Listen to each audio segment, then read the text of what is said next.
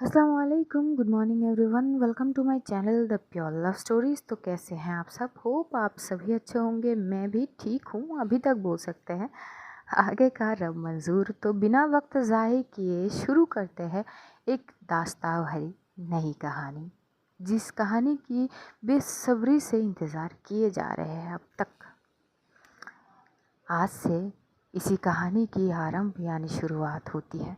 इसका title name है एक पहल प्रेम की। ये फर्स्ट एपिसोड है। शुरुआत इस कहानी की काशी की एक कॉलेज से होती है, जहाँ पे 11th स्टैंडर्ड के कुछ बच्चे आपस में ही बात कर रहे थे।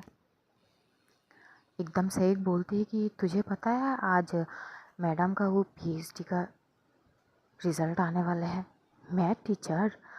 तभी दूसरी स्टूडेंट बोलती है कि यार ये आते ही तो वो यूनिवर्सिटी पे, मतलब हमें तो सब पता है ना, मतलब मैडम आज हमारे क्लास नहीं लेंगे।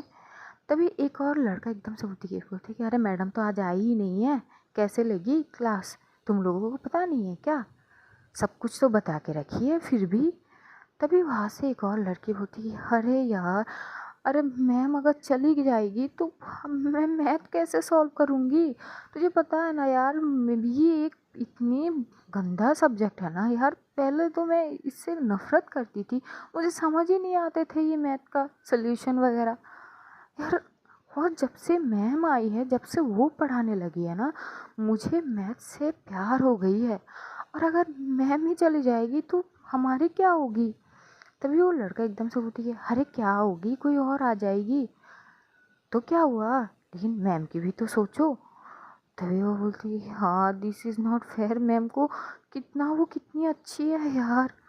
तभी एकदम से वो क्लास जो है वो ख़त्म होती है, वो घंटा बजती है।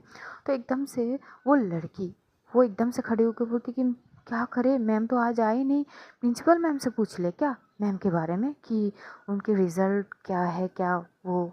तभी वो लड़का बोलती कि हाँ हाँ चलो सब चलते हैं। तो करीब वहाँ के सारे एकदम से क्लास से निकल के प्रिंसिपल मैम के वहाँ जा रहे थे। प्रिंसिपल मैम अपने ही कुछ काम कर रहे थे और एकदम से सारे बच्चे, मतलब जो स्टूडेंट्स वगैरह थे, वो एकदम से बोलती कि मैम क्या हम अंदर आ सकते हैं? प्रिंसिपल मैम अपने चश्मे को थोड़ी सी साइड करके एकदम से दरवाजे की ओर एक नज़र डालती है। सारे स्टूडेंट, और वो बहुत अच्छी से जानते हैं ये 11th स्टैंड के स्टूडेंट है। वो एकदम से बोलती अरे तुम लोगों की क्लास नहीं है क्या? तभी एकदम से एक लड़का बोलती कि मैम वो क्लास अभी अभी ख़त्म हुई है और अभी हमारे लंच आवर है, तो सोचा कि आपसे कुछ बात करनी है तो सीधा आ जाते हैं। बोलती कि हाँ हाँ बोलो क्या परेशानी है। तभी एकदम से एक लड़की बोलती कि मैम वो हमारी मैथ टीचर, आज तो उनकी वो पीएचडी का रिज़ल्ट आने वाला है ना मैम, बस इतना बता दीजिए कि रिज़ल्ट आने के बाद क्या वो हमारे कॉलेज में नहीं रहेंगे, वो चले जाएंगे क्या? वो अब से हमारे वो मैथ के क्लास नहीं लेंगे? थोड़ी देर तक जो प्रिंसिपल थी वो चुप हो जाती है। एक एक करके उस जो कमरा थी प्रिंसिपल मैडम के ऑफिस, वहाँ पे एक एक करके सारे टीचर आते हैं और सारे के सारे टीचर बच्चों की ओर नज़र डालते हैं और पूछते कि अरे तुम सब यहाँ पे क्यों आए हो? तो एक बोलती कि वो मैम हम वो मैथ की मैम के बारे में जानने के लिए आए थे कि क्या वो, मतलब आज तो उनकी पीएचडी का रिज़ल्ट आने वाला है ना, तो उसके बाद क्या वो हमें और मैथ नहीं पढ़ाएंगे? तो वहाँ पे एक और सर थे जो स्पोर्ट सर थे, वो बोलते कि अरे तुम लोग निराश मत हो, रिजल्ट आने दो, प्रॉपर देखते हैं आगे, अभी से इतना मायूस मत हो। तभी एकदम से वहाँ पे एक स्टूडेंट जो एक लड़की थी वो बोलती कि अरे सर मुझे ना मैथ से सख्त नफ़रत थी, एक मैम ही तो थी जब से वो आई है मैथ सॉल्व करा रही थी, धीरे धीरे इतनी लगाव हो गई उनसे और मुझे अब तो मैथ से प्यार होने लगी है, प्यार हो गई है। अगर वो नहीं होगी तो हम सबकी क्या होगी? प्रिंसिपल मैम, उनकी उनकी एक अलग राव थी। जब जब वो उस मैथ टीचर के बारे में कुछ भी सुनती हो जो अच्छी होती है, पता नहीं उनको बहुत अच्छी लग रही थी। उनकी फेस में बेहद प्यारी सी स्माइल आ जाती है और बोलती कि अरे निराश मत हो, वैसे वो आज उसकी रिज़ल्ट आएगी, अभी तक आए नहीं है, और अगर आ गए तो अच्छी बात है ना, बल्कि मैं तो यही कहूँगी कि तुम सब अपनी मैम के लिए प्रे करो कि उनके रिज़ल्ट बहुत अच्छा आए और उनका जो मेहनत वो कब से करी जा रही है, रात दिन एक करी है, वो सफल हो। तभी कुछ स्टूडेंट एकदम से बोलती कि नुकसान तो हमारा ही है ना मैम, क्योंकि वो मैम तो चली जाएंगी दूसरी और हम लोगों का क्या। सब टीचर एकदम से हंसते और बोलती कि अरे अरे, हम भी है तुम्हारे टीचर, हम में क्या कांटे लगे हैं। तभी कुछ कुछ एकदम से बोलती कि कांटे नहीं लगे हैं सर, पर आप जिस तरह से टीचिंग कराते हो ना, उनकी बात अलग है। पता है, हमारे क्लास में बहुत सारे ऐसे लोग हैं जिनको मैथ से सख्त नफ़रत थी, लेकिन मैम जैसे जैसे चीज़ों को पढ़ाते गए, हमें समझाते गए, अब हमें मैथ से प्यार हो गई और साथ साथ मैम से भी। अब अगर मैम इस मुकाम पे हमें छोड़ के चले जाए तो हम कैसे बर्दाश्त कर सकते हैं। और आज तो मैम आई भी नहीं, वो कभी लीव नहीं लेते और आज आए नहीं तो हम ये बर्दाश्त नहीं कर पा रहे। तो अगर मैम चले जाए तो तब हमारे क्या हालत होंगे। प्रिंसिपल मैम हंसते, और जब भी प्रिंसिपल मैम उस मैम के बारे में अच्छी अच्छी बातें सुनते हैं, वो बहुत गर्व महसूस करती है। वो हंसते हुए बोलती कि अरे, उसकी भी कोई पर्सनल लाइफ है, तो एक दिन के लिए लीव वो नहीं ले सकती क्या। और ऊपर से आज उसके घर में कुछ काम है, प्लस उसके एग्ज़ामिनेशन के वो रिज़ल्ट, एक दिन के लिए तो लीव ले ही सकते हैं। तो बोलती कि मैम, और आज ही दिन हमारे दिल टूटने की तादार पे आ गए हैं। तभी एकदम से क्लास के घंटे बजते हैं स्टार्ट होने के। तो प्रिंसिपल बोलती कि जाओ जाओ अपने अपने क्लासरूम में जाओ। तभी एक लड़का बोलती कि क्या फ़ायदा मैम, अब तो मैथ क्लास ही है और मैम तो आने वाले हैं नहीं, तो क्लास में जाके करेंगे क्या। तभी एकदम से प्रिंसिपल मैम चुप हो जाती, तो वो एक और टीचर की ओर देखे बोलती कि ये क्लास आप ले लीजिए। और तभी एकदम से उसी स्टूडेंट्स में से एक लड़की बोलती कि अरे यार, साइड में देख, मैम आ रही है। तभी सबकी नज़र थोड़ी सी साइड होती है। बड़ी अदा के साथ चलती हुई, एक हाथ में नोटबुक लिए और एक हाथ में एक पेन थामी हुई एक लड़की आहिस्ता आहिस्ता चलती हुई एक क्लासरूम की ओर बढ़ रहे थे। वो पसीने में लथपथ थी, शायद बहुत जल्दी जल्दी आ रही थी। इधर उस लड़की को देख के जो प्रिंसिपल है वो अपनी सर पे हाथ मारते और बोलती कि ये लड़की कभी नहीं सुधरेगी, कभी नहीं सुधरेगी ये। तभी दूसरे जो टीचर्स वगैरह है वो हंस पड़ते हैं और बोलती कि ये तो हमें भी पता है मैम, और आपको भी। और वहाँ से जो सारे के सारे स्टूडेंट्स हैं वो भागते उस क्लासरूम के वहाँ पे चले जाते हैं।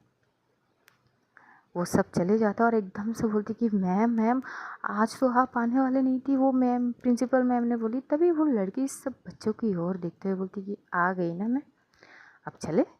तो सब उनको लेके क्लासरूम की वहाँ पे एंटर करते हैं। वो मैथ क्लास स्टार्टिंग होते हैं। इधर प्रिंसिपल मैम वो आके बैठती है।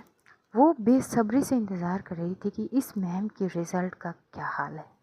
बहुत देर तक वो इंतज़ार करते करते एकदम से उनकी फ़ोन में एक नोटिफिकेशन आती है। वो अपनी फ़ोन चेक करके वो टेबल से खड़ी हो जाती है और वो एकदम से बोलती कि अरे अरे, वो उसका रिज़ल्ट आ गया। तो सब टीचर, क्योंकि सबके सब टीचर एक साथ इकट्ठे वो ऑफिस रूम में होते हैं, तो बोलती कि मैम क्या क्या रिज़ल्ट आई है।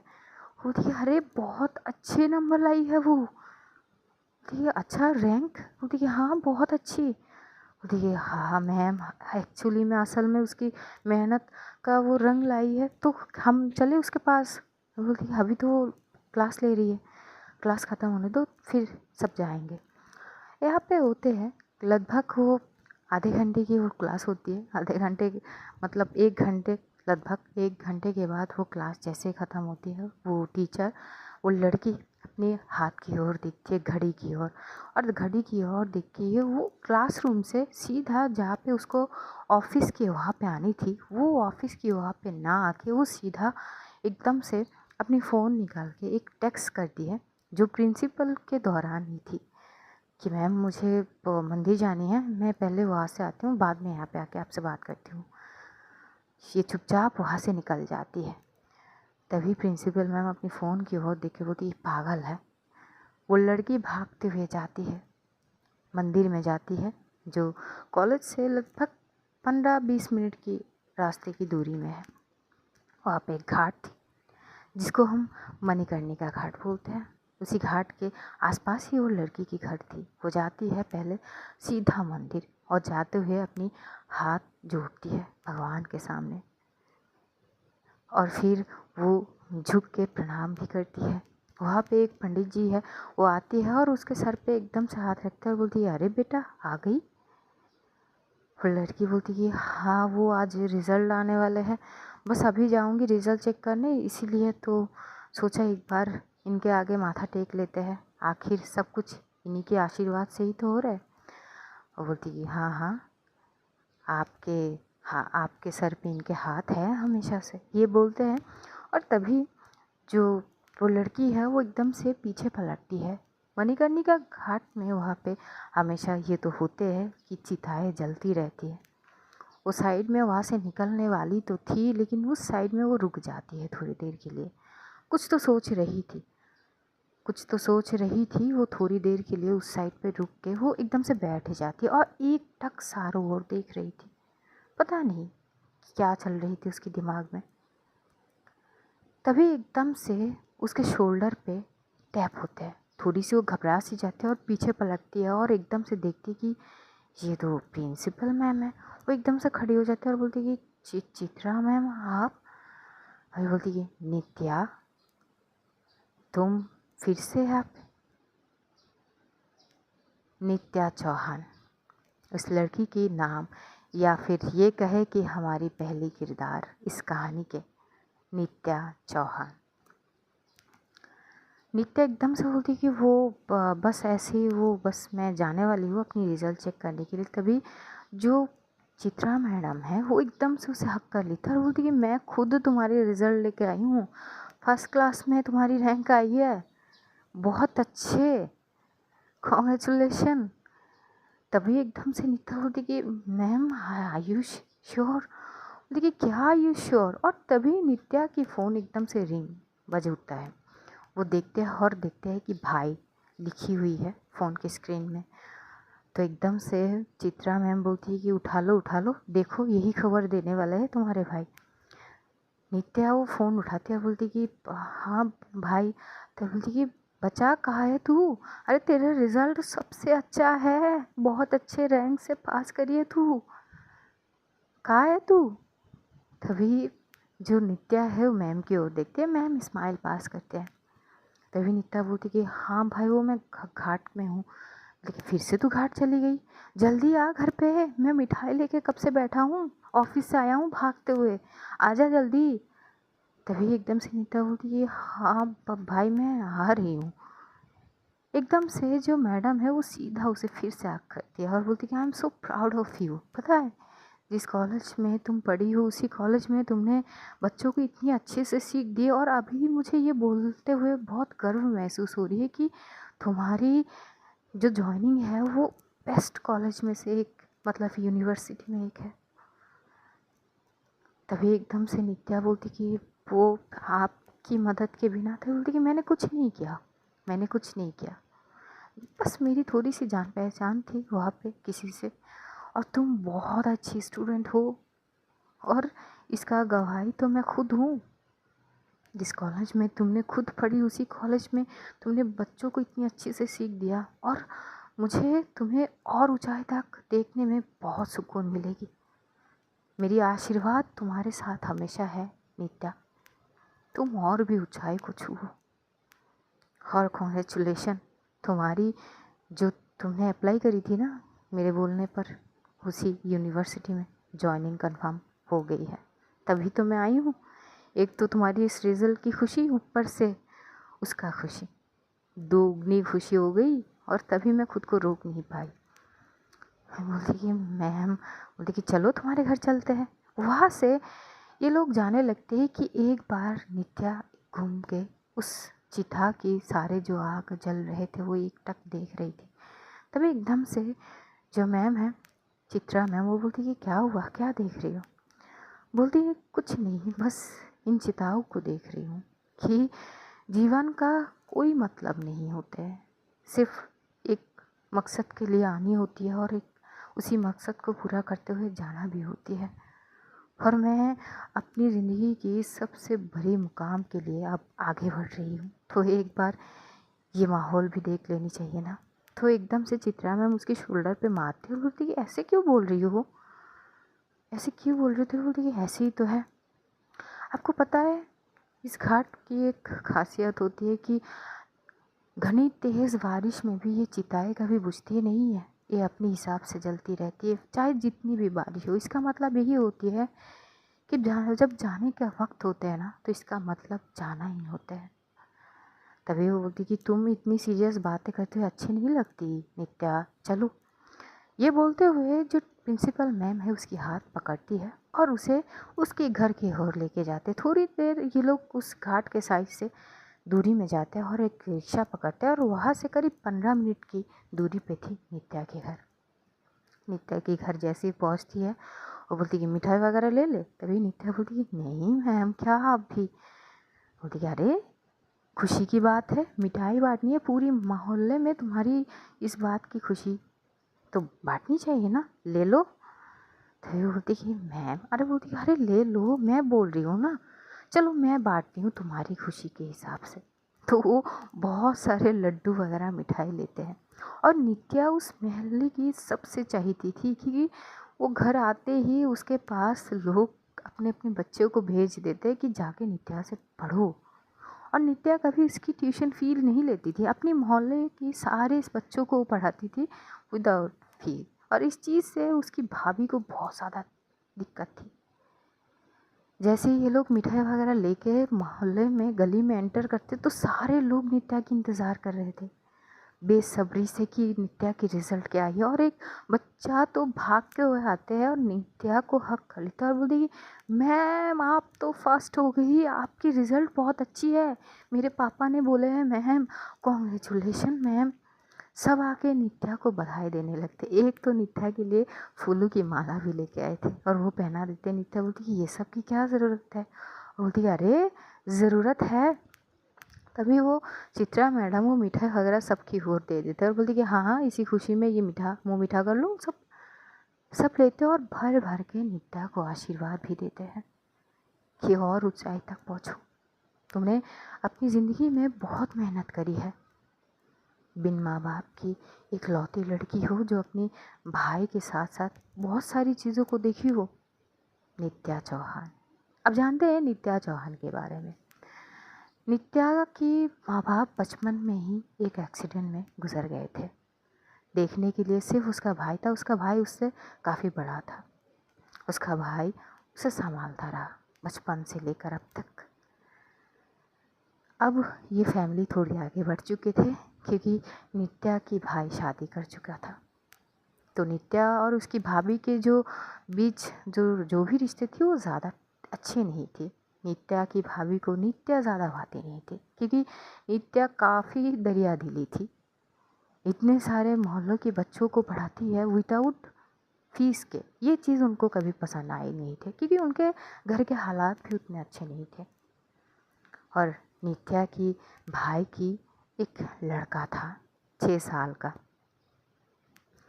जिसका नाम था राहुल, छोटा सा, और उसको कुछ हार्ट इशू है जिसके लिए एक बड़ा अमाउंट चाहिए थे ऑपरेशन के लिए, जिसके लिए नित्या बहुत मेहनत कर रही थी।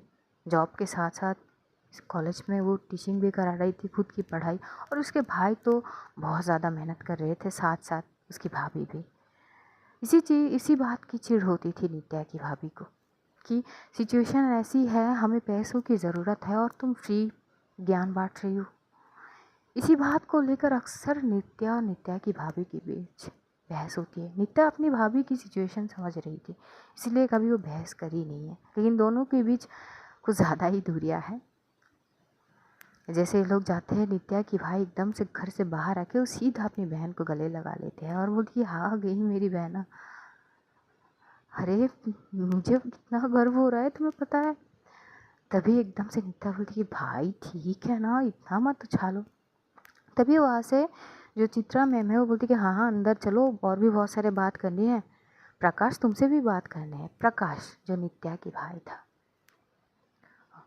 और नित्या की जो भाभी थी उनके नाम सीता थी। तो एकदम से वो जाती है तो जो सीता है वो अपनी ही हॉल में सोफे में बैठी हुई थी। एक लुक वो नित्या की ओर देती है। नित्या शायद ये एक्सपेक्ट करी थी कि कम से कम भाभी कॉन्ग्रेचुलेशन तो बोलेगी, लेकिन उसके भाभी उसकी ओर नज़र फेर लेती है उससे और वो किचन की ओर चली जाती है। इधर ये लोग आके बैठते हैं तो जो प्रकाश है वो भी बैठते हैं। चित्रा मैम एकदम से प्रकाश की ओर एक एनवेलप देते हैं। प्रकाश जी समझ नहीं पा रहे थे कि ये क्या है। वो बोलती कि मैम ये क्या है। तभी प्रिंसिपल मैम बोलती कि अपॉइंटमेंट लेटर। हमारी नित्या की जॉइनिंग कंफर्म हो गई है पुणे के सबसे बड़े यूनिवर्सिटी में, और मुझे इस बात की सबसे ज़्यादा खुशी है। जैसे ये सुनते हैं प्रकाश का फेस उतर जाता है। वो अपनी बहन से इतना प्यार करता है कि कभी अपनी बहन से दूर नहीं रह सकता, लेकिन पुणे की बात सुन के उनके फेस उठ गए थे। नित्या एकदम से अपनी भाई की ओर देखता है, बोलती कि भाई इस बारे में पहले भी बात हो चुकी है ना, मुझे जानी है। ऐसे में आप सिर्फ अकेले सब सिचुएशन हैंडल नहीं कर सकते हो। तभी प्रकाश बोलता है कि अगर मैं थोड़ा और काबिल हो जाता ना तो तुम्हें ये सब करने की ज़रूरत ही नहीं पड़ता। तभी एकदम से किचन में वो थोड़ी सी जूस वगैरह लेके आई हुई सीता एकदम से वो ग्लासेस रखता है और बोलती कि क्यों, सब कुछ तुम करोगे क्या? अगर सब कुछ तुम्हें ही करना तो ये क्या करेगी, ये भी तो कुछ करे, इसकी भी कुछ रिस्पॉन्सिबिलिटी है हमारे लिए। क्या राहुल इसके कुछ नहीं लगते?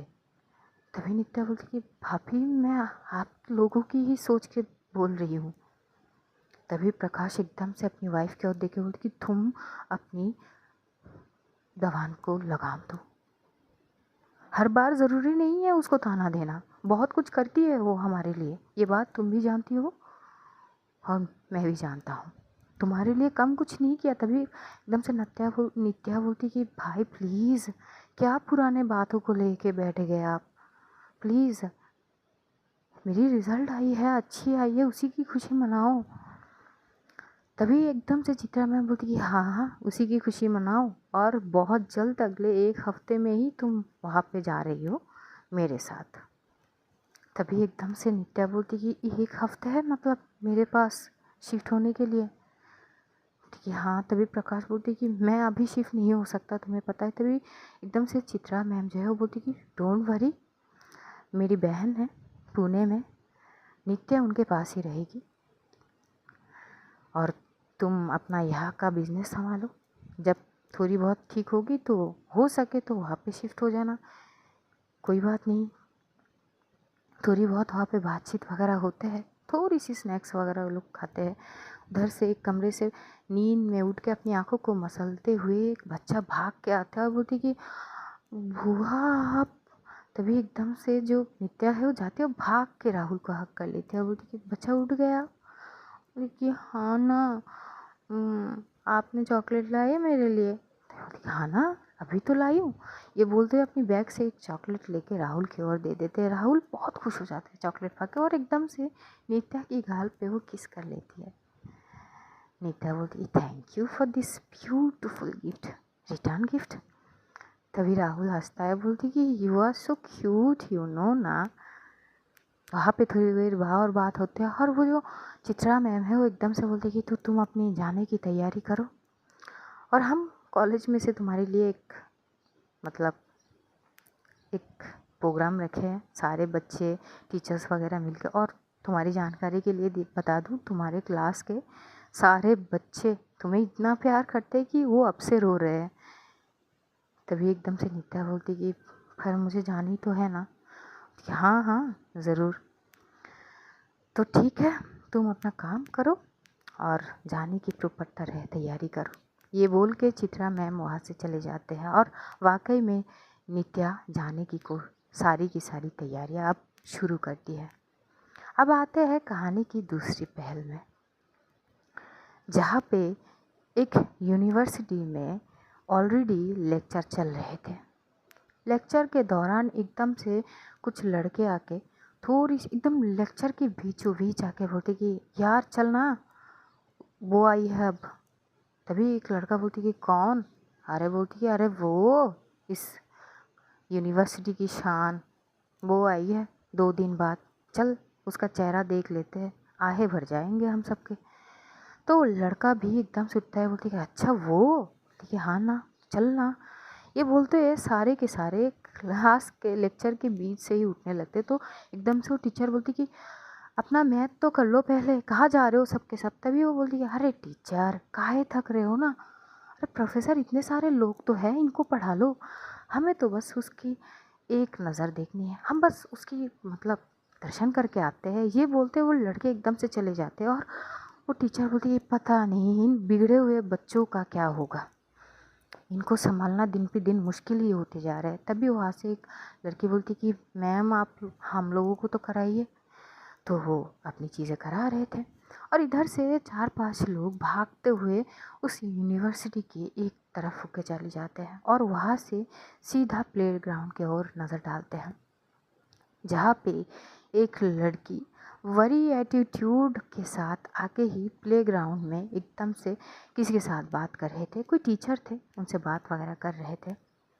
तभी एक लड़का बोलती है अरे यार नाजुक सी कली है, शायद तबीयत ख़राब थे, ज़रा देख तो ना, जाने मन की फेस कितना डल हो गया है, चल जा थोड़ा बहुत वो पूछ ले ठीक है कि नहीं। तभी दूसरा लड़का बोलते कि यार क्या पूछूं, इसका तो अलग ही एटीट्यूड है, किसी पे घास थोड़ी ना डालती है, पता नहीं कौन से मूड में रहती है ये बंदी, इसके बगल में से भी कोई जाए ना तो घंटा फर्क नहीं पड़ता, इसको मुर्गे भी ना देखेगा। तभी दूसरा लड़का बोलती है हाँ हाँ एटीट्यूड जो है। तभी एकदम से पीछे से एक लड़की आती है और बोलती है नहीं वो उसमें एटीट्यूड नहीं है, बस थोड़ी सी इंट्रोवर्ट है, किसी के साथ घुलते मिलते नहीं है। तो वो लड़के एकदम से पीछे पलटते हैं तो देखते हैं ये एक लड़की थी जो जो घूरते हुए दूसरे लड़की को देख रही थी, उसी की फ्रेंड थी। बोलती है अरे तुम, बोलती है हाँ मैं, जिसके बारे में तुम लोग बात कर रहे थे उसकी कज़िन हूँ। बोलती कि नहीं बस हम तो मतलब ये बोल रहे थे कि मतलब 2 दिन आए नहीं थे ना, तो बेचारी की फेस वगैरह डल हो चुकी है, तो उसी बारे में बात कर रहे थे।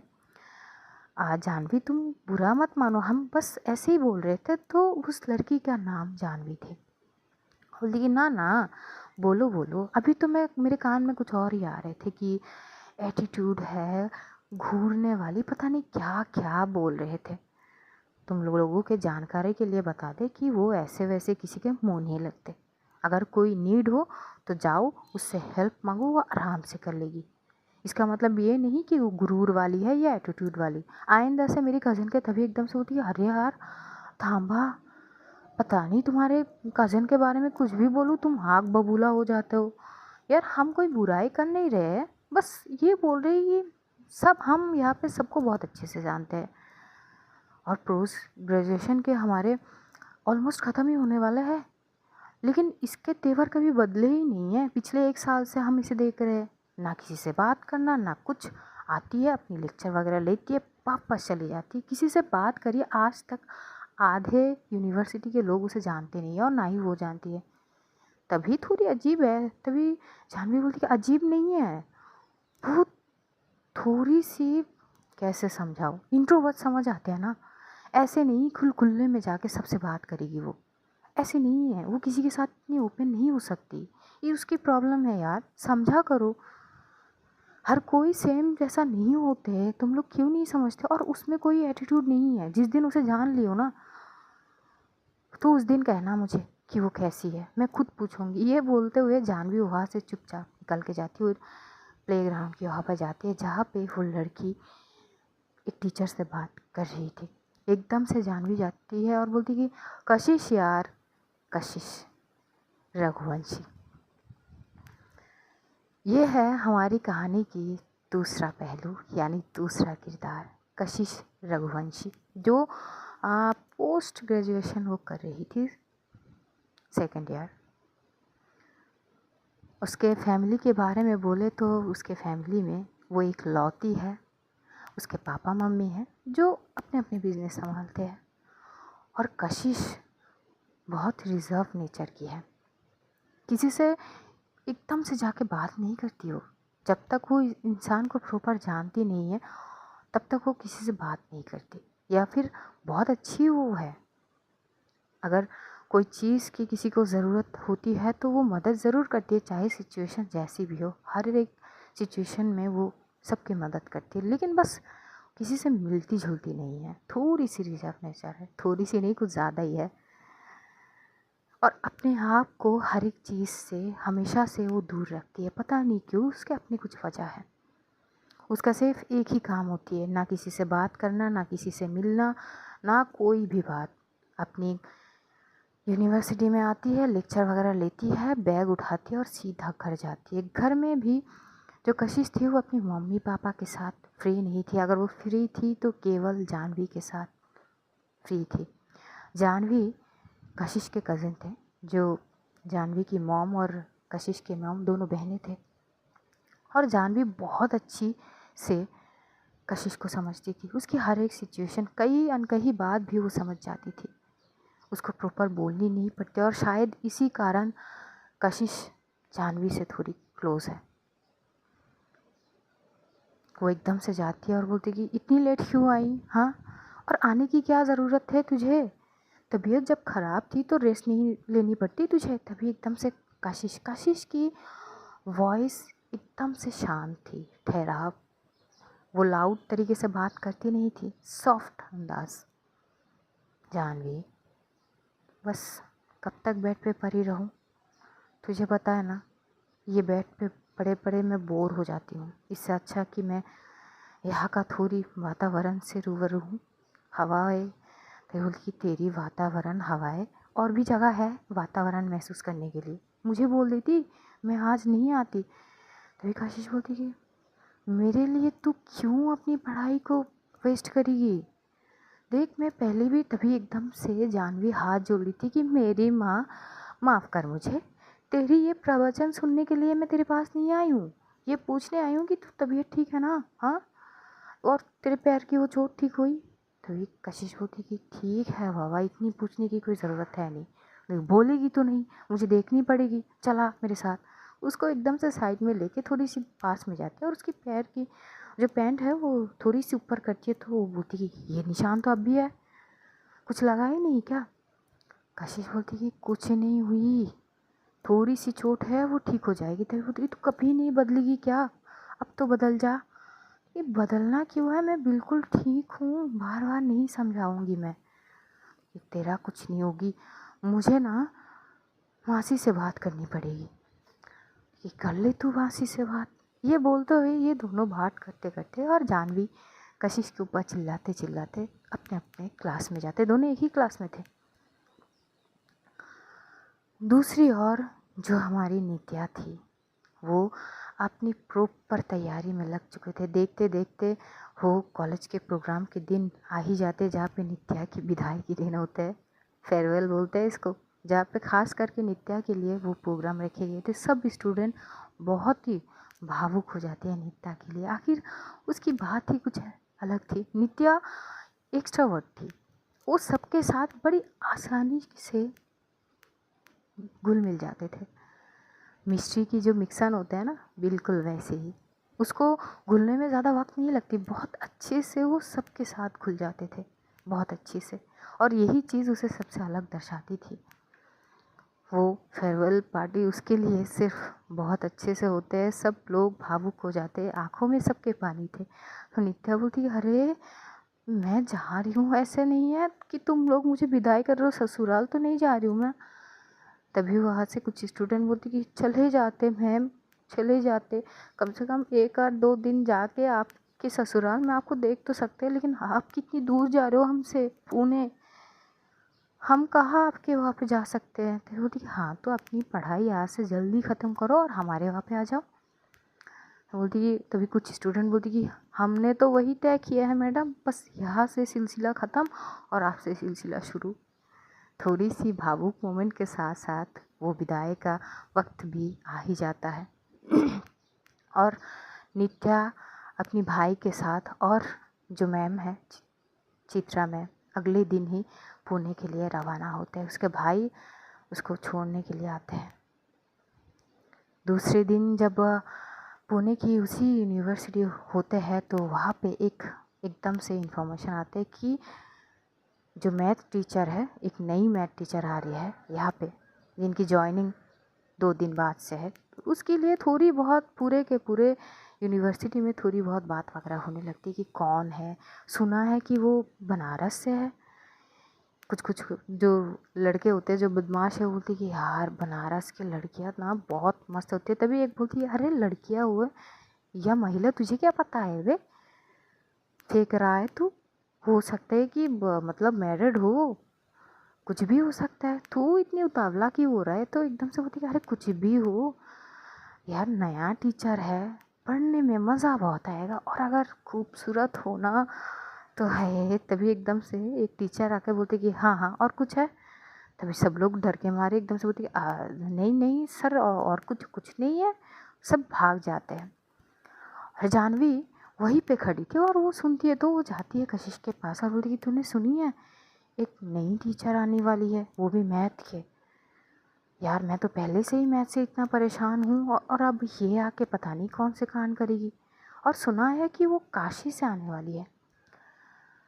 कशिश काशी नाम सुन के बोलती है कि काशी, कि हाँ, ठीक है ओके, हाँ तो क्या हुआ इसमें, कि मतलब नहीं, सब लोग बहुत एक्साइटेड है। तो वो बोलती है हाँ तो होने दो, नई टीचर आएगी, एक्साइटेडमेंट होनी चाहिए। ठीक है, अरे यार कभी कभार वो एक्साइटेडमेंट तू अपने अंदर तो ले आ, ताकि हम भी थोड़ी देख सके। तभी एकदम से कशिश बोलती कि पहले उनको आने तो दो। बोलती कि तुझे बोलने का फ़ायदा क्या हुई, बता। कुछ नहीं, बस ये इन्फॉर्मेशन मेरे पास आई कि एक नई टीचर आने वाली है, दैट्स इनफ। जानवी अपने सर पे हाथ मारते हुए बोलती कि तू छोड़, तुझे कुछ नहीं होगी, चल कैंटीन में चलते हैं। ये लोग कैंटीन में चले जाते हैं और आखिरकार पुणे नित्या आ ही जाती है। और उसी मुताबिक से ही जो मैडम ने बोली थी, उनकी ही बहन जहाँ वो पुणे में ही रहती है, वो आती है। और वो भी बहुत अच्छी से नित्या को जानती थी। तो वो देख के नित्या को बहुत खुश होती है, वो एकदम से हक करते और बोलती कि फाइनली तुम आ गई। नित्या बोलती कि क्या अभी, मुझे तो आना ही थी दी। बोलती कि हाँ हाँ ज़रूर, कैसी हो तुम, और जॉइनिंग कब से है। तो ये बोलती कि कल से। और बोलती कि best of luck for your new journey. बोलती कि जी शुक्रिया। तो आज स्टोरी यही तक जानेंगे कि नित्या की यूनिवर्सिटी में पहली जब वो एंट्री करेगी तब क्या होती है। तब तक के लिए अपना ध्यान रखिए, अपनों का ध्यान रखिए, ढेर सारा प्यार बांटिए, खुश रहिए, खुशियाँ बांटिए। Love you all guys, see you soon. बहुत जल्द फिर से मुलाकात होगी। तब तक के लिए खुदा हाफिज़, बाय बाय, टाटा।